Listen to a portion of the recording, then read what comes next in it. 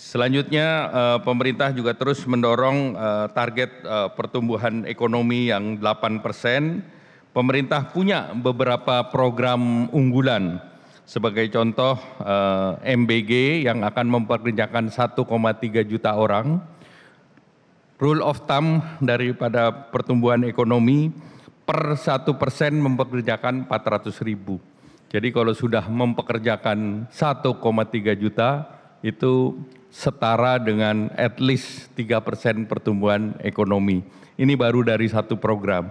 Program yang lain, Koperasi Merah Putih misalnya, itu didorong untuk menggerakkan di pedesaan dan perkotaan itu untuk 80.000 Koperasi Merah Putih. Sekarang di desa dalam 10 tahun terakhir anggarannya adalah 1 miliar, tetapi dengan Koperasi Merah Putih anggarannya ini akan naik 4 kali, sekitar 4 miliar, tentu dengan uang yang beredar baik dari Koperasi Merah Putih, dari makan bergizi gratis akan menimbulkan ekosistem baru, di mana ekosistem baru tersebut termasuk para vendor di sektor tersebut. Dan kemudian juga hilirisasi pemerintah terus lanjutkan, baik itu dari segi nikel.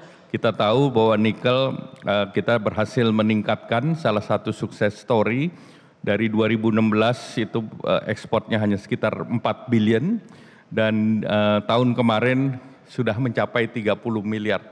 Jadi ini tentu salah satu komponen daripada pertumbuhan ekonomi adalah investasi dan ekspor import. Nah ini yang direncanakan untuk didorong, dan Bapak Presiden memberi catatan bahwa perkembangan Special Economic Zone atau KEK di Indonesia itu masih lebih punya potensi lebih besar, karena Vietnam sendiri kawasan ekonomi khususnya sudah mencapai 1 juta hektar.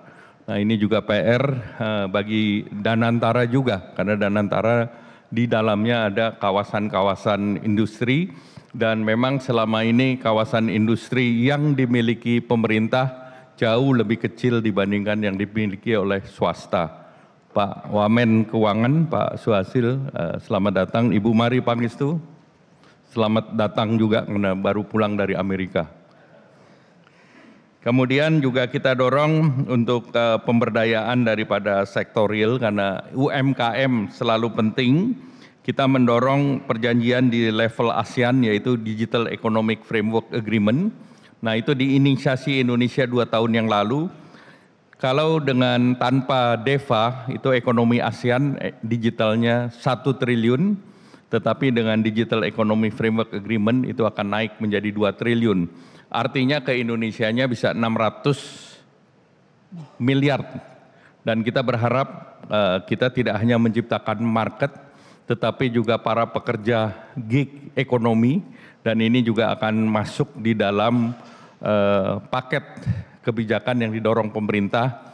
Kita akan membangun di 15 kota fasilitas-fasilitas untuk anak muda semacam co-working space, dan akan di salah satu prototipe kerjasama pemerintah pusat dan pemerintah daerah adalah di Jakarta, di mana di Jakarta nanti di Tanah Abang maupun di Blok M akan dibangun fasilitas tersebut, dan ini akan direplikasi di berbagai daerah lain dengan kerjasama dengan Kementerian Ekraf.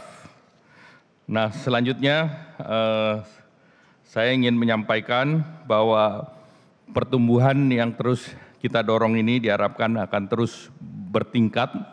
Tahun depan target sesuai APBN, ini Pak Suhasil punya target 5,4%, tetapi berikutnya kita harus tumbuh 6-7%, dan kita berharap di tahun tersebut Danantara sudah tidak di landasan, sudah mulai terbang.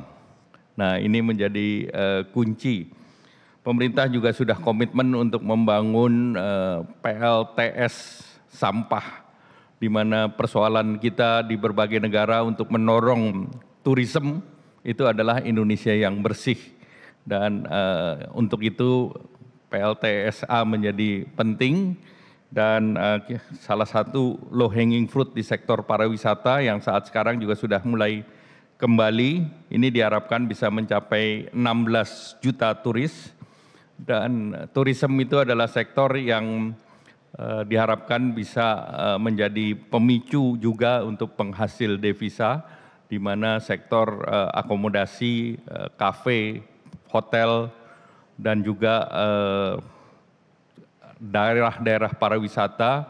Nah, kita masih punya PR untuk menyelesaikan perizinan daripada pariwisata itu sendiri, karena perizinan itu merupakan salah satu yang menjadi kendala untuk big event atau big event untuk pariwisata.